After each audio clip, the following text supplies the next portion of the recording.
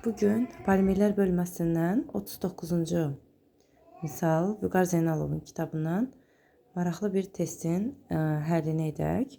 Deməli, burada deyir triasetil selulozan quruş halqasında birlik karbon atom sayı 1,6 x moldur.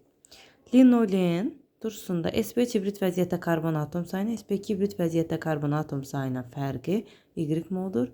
Y ədədi x ədədinin neçə faizini təşkil edir? Birlikdə baxaq. Deməli, bizə deyir ki, ilk öncə triasetil selluloza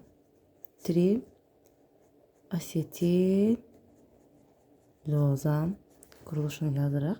Deməli, triasetil selluloza beta glukozanın qalıqlarından əmələ gəlmişdir. Biz bunu C6H7O2 CH3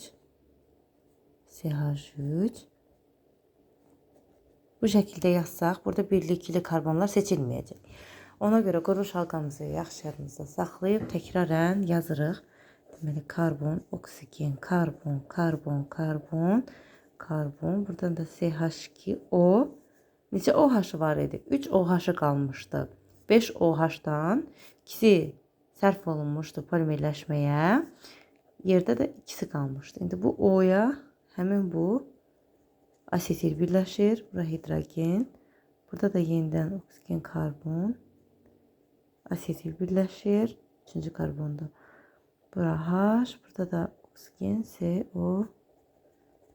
Gəlin baxaq, burada neçə dənə birlik karbonumuz var. Deməli, birlik karbon dedikdə bu karbon, görürsünüz, bir karbona birləşir, bir də oksigenə. Bunu birlik kimi götürürük. Asetillərin hər biri birlik karbondur. Niyə görə? Bir dənə özlərinə birləşiblər. Burada da oksigenə birləşib. Və bir də birlik bunu götürə bilərik. Çünki bir tərəf oksigenədir, bir tərəfi karbonadır. Neçə dənə oldu? 1, 2, 2 buradadır. Hər asetildə də 2 dənə. 6, 7, 8, 8 dənə. Bizə deyir ki, quruş halqasında birlik karbon atom sayı 1,6 x moldur. 1,6 x mol 8 eləyirsə, deməli 1,6 x moldursa, bu zaman x-imiz 5-ə bərabərdir. 5-i yadımızda saxlayırıq.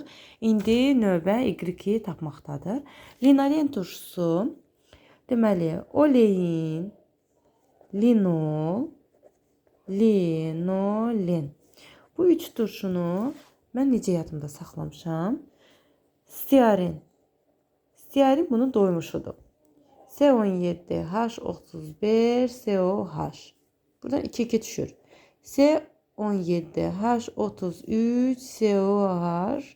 C17H31COH. C17H29COH. Bu da linolen turşumuzdur. Linolen turşusunda bunda piraptə yoxdur. Bunda 1 piraptə var. Bunda 2 piraptə var. Bunda 3 piraptə var. Linolen turşusunda 3 piraptə varsa, deməli 6 dənə karbon. Piraptənin karbonu sp2-dir. Bir də COH qrupundakı, bunda bir dənədir. Budur piraptəsi olur. Bunda isə bir də budur sp2.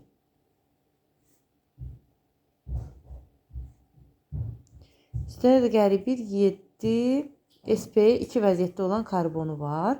Yaxşı, 18 ümumi karbondan 7-si sp2-dirsə, neçəsi sp3-dür? 11 dənəsi sp3-dür.